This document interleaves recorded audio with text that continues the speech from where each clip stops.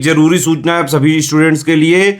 Study for civil services का Android app Google play store में आ चुका है, उसको प्लीज तुरंत इंस्टॉल कर लीजिए।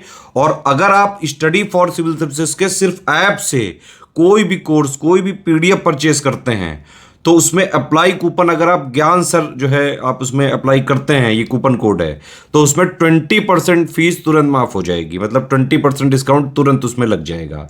ज्ञान सर लिखना है, नॉर्मली ज्ञान सर, स्मॉल लेटर में है सब कुछ, कोई स्पेस नहीं, कोई कॉलम नहीं, सिर्फ ज्ञान सर, GYANSIR। इस तरह से अगर कूपन कोड लगाते हैं आप ऐप में बाई करने से पहले, जो अप्लाई कूपन वाले में आता है, तो 20% का डिस्काउंट तुरंत मिलेगा। वीडियो देखिए। नमस्कार दोस्तों, एक बार फिर से आपका स्वागत है यूपीपीएससी बेस्ड ऑनलाइन कोचिंग के इस यूट्यूब चैनल पर। फ्रेंड्स, आज की इस वीडियो में हम लोग एक अत्यंत महत्वपूर्ण बिंदु सिख धर्म की चर्चा करेंगे। यह क्लास अत्यंत इंपॉर्टेंट है आपके सामान्य जानकारी के लिए, और साथ ही साथ आप किसी भी एग्जाम की प्रिपरेशन कर रहे हैं, यहाँ से क्वेश्चन देखने के लिए ज़रूर मिलेगा। तो चलिए दोस्तों, बढ़ते हैं आज के इस इंटरेस्टिंग सेशन की ओर। इससे पहले आप वीडियो को लाइक कर दीजिएगा, और चैनल पर अगर पहली बार विजिट किया तो सब्सक्राइब करना ना भूलेगा। देखिए, सिख धर्म की नींव गुरु नानक ने पंजाब में डाली। वस्तुतः सिखों का इतिहास सिख गुरुओं के इतिहास से प्रारंभ होता है। मतलब अगर आपको सिख के बारे में समझना है तो सबसे पहले आपको सिख गुरुओं के बारे में पढ़ना पड़ेगा। कुल 10 सिख गुरु हैं जिनका इतिहास निम्नलिखित है। यहाँ पर दिया गुरु नानक के बारे में, जो कि सिख धर्म के संस्थापक होते हैं। इनका जन्म हुआ था 1469 में और मृत्यु हुई थी 1539 में।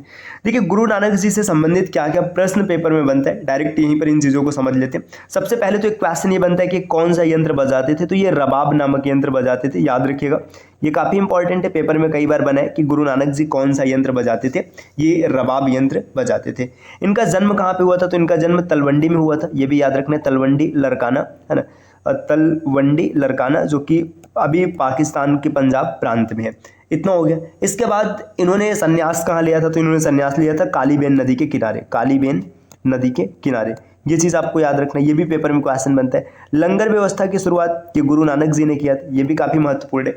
इसके अतिरिक्त इनकी मृत्यु हुई थी करतारपुर नामक शहर में। करतारपुर, जो कि करतारपुर शहर भी इन्होंने ही बसाया था, तो ये भी क्वेश्चन बनता है। ये कुछ ऐसे इंपॉर्टेंट क्वेश्चन है जो कि गुरु नानक जी से जुड़े हुए हैं, और ये काफ़ी ज़्यादा बार पेपर में पूछे गए।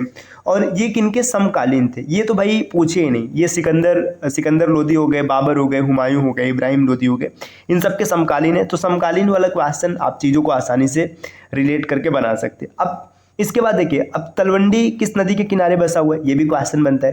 तो तलवंडी की बात करेंगे तो ये रावी नदी के तट पर बसा हुआ है, ये भी आपको याद रखना है। चलिए एक एक करके चीज़ों को देखेंगे तो यहाँ पे आपको और चीज़ें बेहतर तरीके से समझ में आएगी। देखिए, सिख धर्म के संस्थापक गुरु नानक जी होते हैं। सिखों के प्रथम गुरु गुरु नानक देव थे। इनकी जाति खत्री जाति थी। इनकी उपाधि हजरत रबुल मजीद थी। इनकी उपाधि भी याद रखिएगा, हजरत रबुल मजीद। इनका जन्म 15 अप्रैल 1469 ये तलवंडी लरकाना, जो कि पंजाब में यहाँ पर हुआ था। इनके पिता का नाम मेहता कालू था, और माता का नाम तृप्ता देवी, और पत्नी का नाम सुलक्षणी। इनकी मृत्यु 22 सितंबर 1539 हुआ करतारपुर नामक जगह पे, ये जरूर याद रखिएगा। करतारपुर भी पाकिस्तान में है। करतारपुर पाकिस्तान, यहाँ पर इनकी मृत्यु होती है, और ये करतारपुर भी इन्होंने ही बसाया था। इसके बाद और आगे बढ़ते दोस्तों, आप यहाँ स्क्रीन पर कुछ नंबर देख पा रहे हैं। अगर आप टीम के पेड कोर्सेज से जुड़ना चाहते हैं पीसीएस के कंप्लीट प्रिपरेशन के लिए, तो आप इनमें से किसी भी नंबर पे कॉल या व्हाट्सअप करके जानकारी प्राप्त कर सकते हैं। ये ज्ञान सर का व्हाट्सअप नंबर है, आप यहाँ से व्हाट्सअप के माध्यम से जानकारी ले सकते हैं। और जिन दोस्तों ने अभी तक स्टडी फॉर सिविल सर्विसेज का एप्लीकेशन इंस्टॉल नहीं किया, वो जरूर इंस्टॉल करेंगे, क्योंकि एप्लीकेशन के माध्यम से अगर आप किसी भी कोर्स को परचेस करते हैं और वहाँ पे कूपन कोड अप्लाई करते हैं ज्ञान सर, आपको सिंपली एक कूपन कोड रखना है ज्ञान सर। इस कोड को अप्लाई करते ही आपको 20% का डिस्काउंट मिलेगा साथियों। ये ऑफर लिमिटेड टाइम के लिए, तो जल्द से जल्द आप ऑफर का लाभ लीजिए। चलिए इसके बाद आगे यहाँ पर दिया, सिखों के पहले गुरु गुरु नानक थे। इन्होंने नानक पंथ चलाया। इन्हीं के शिष्य सिख कहलाए। मतलब जो नानक पंथ है, यही जो मानने वाले थे, ये सिख है। ये इब्राहिम लोदी के समकालीन थे। इसके बाद इन्होंने अपने एक शिष्य लहना को अपना उत्तराधिकारी बनाया, जो अंगद के नाम से दूसरे गुरु बने। इनका एक शिष्य होता है लहना, जो अंगद के नाम से गुरु बनता है। अब यहाँ पे कुछ और पॉइंट है जो आपको जानना चाहिए गुरु नानक देव जी के बारे में। देखिए, ये पॉइंट्स यहाँ पे हम लिख दे रहे हैं ताकि आप इसको आसानी से समझ पाएं। सबसे पहले ये हिंदू मुस्लिम एकता की बात किया करते थे। ये भी क्वेश्चन कई बार पूछ लेता है कि कौन ऐसे सिख गुरु थे जो हिंदू मुस्लिम एकता की बात करते थे। तो हिंदू मुस्लिम यूनिटी। इसकी बात क्या करते थे गुरु नानक देव जी। लंगर व्यवस्था की शुरुआत इन्होंने की थी, स्टार्ट में ही बता दिया गया। ये कबीर के मार्ग पर चले, मतलब जो कबीर जी ने कहा था उन्हीं के मार्ग पे चले।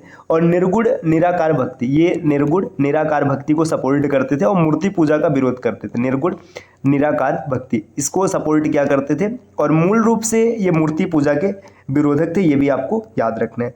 इसके बाद इसमें देखिए समकालीन में इब्राहिम लोदी, सिकंदर लोदी, बाबर, हुमायूं, ये सब इनके क्या है, समकालीन है। ये विदेशी तीर्थ यात्रा भी क्या करते हैं, जिसको उदासिया कहते हैं। तो ये भी क्वेश्चन बन सकता है कि उदासिया क्या है। तो उदासिया विदेशी तीर्थ यात्रा हुआ करता था।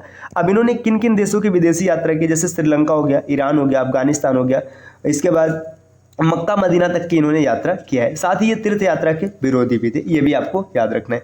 कालीबेन नदी पर इन्होंने संन्यास लिया, ये स्टार्ट में ही आपको बता दिया गया। रबाब नामक यंत्र बजाते थे, ये भी आपका हो चुका है। अब इसके बाद गुरु अंगद की अगर बात करेंगे तो गुरु अंगद के बारे में भी कुछ चीज़ें आपको याद रखना चाहिए। देखिए यहाँ पे क्या क्या डेटा दिया। ये गुरु नानक के शिष्य एवं जाति से खत्री थे। इन्होंने खादुर में गुरु गद्दी बनाई तथा गुरु नानक द्वारा चलाई गई लंगर व्यवस्था को नियमित कर दिया।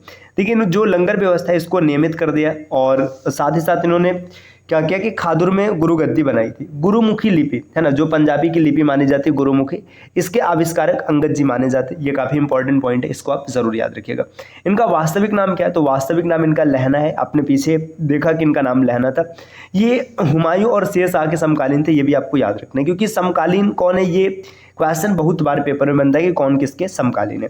इसके बाद यहाँ पे अमरदास के बारे में दिया, तो गुरु अमरदास के बारे में हम लोग अगली क्लास में समझेंगे। क्लास छोटा रखते हैं जानबूझ के, ताकि आपको चीज़ें बेहतर तरीके से समझ में और क्लास बोरिंग ना लगे।